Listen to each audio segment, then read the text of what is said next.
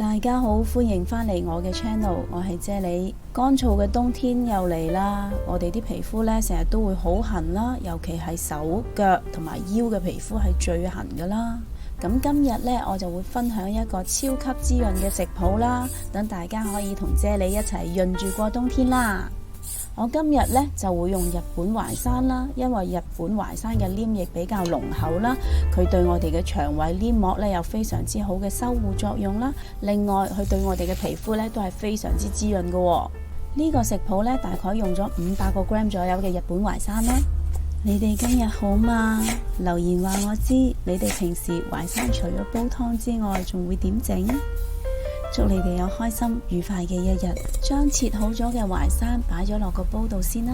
有平民燕窩之稱嘅雪耳啦，佢含有超高嘅膠原蛋白啦，可以幫我哋嘅皮膚鎖住水分啦，令到我哋嘅皮膚恢復彈性。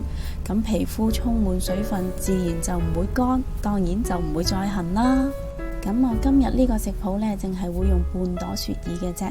咁我會將啲雪耳用清水浸佢半個鐘啦。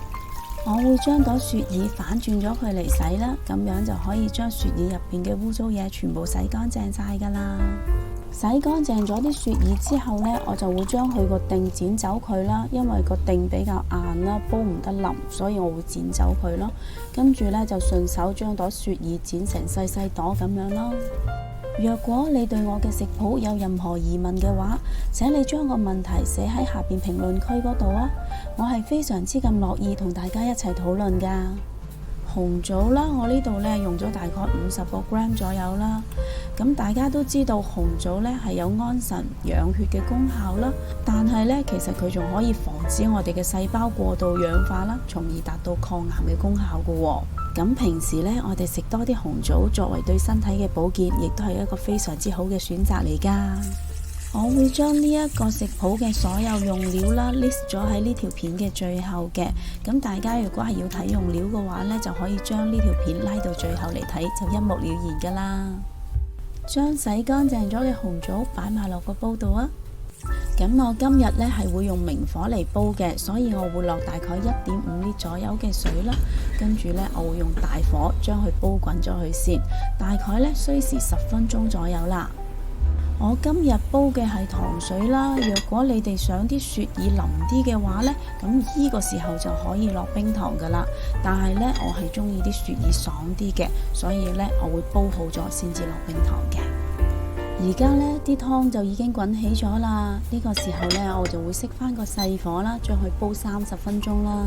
最後呢，我呢度準備咗大概10個 gram 左右嘅杞子啦，佢唔單止可以滋補養顏啦，而且佢仲有補肝明目嘅功效添㗎。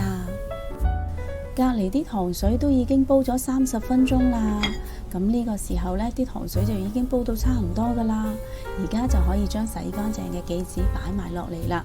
咁杞子呢，佢就唔可以煲太耐嘅喎，因為煲得太耐呢，杞子嘅功效就冇晒噶啦。所以呢，我哋落咗杞子之後呢，大概煲多5分鐘就 OK 噶啦。而家呢，我會順手落埋啲冰糖落嚟啦。咁我呢度落咗大概60個 gram 左右啦。咁你哋都可以按照翻自己嘅口味啦，加減個份量嘅。落好咗冰糖之後呢， keep 住用個細火煲多佢5分鐘添，咁就可以令到啲冰糖融化噶啦。好香啊！雪耳同紅棗嘅香味實在太吸引啦！呢個糖水唔單止好味，而且仲超級滋潤添啊！不如你哋今晚都試下煲呢個糖水嚟飲啦！若果你都中意我嘅食譜，請你俾 like 同埋留言話我知啦！記得訂閱我嘅 channel， 順便撳埋隔籬個鐘仔啊！多謝晒你哋嘅收睇，我哋下一個食譜再見啦，拜拜。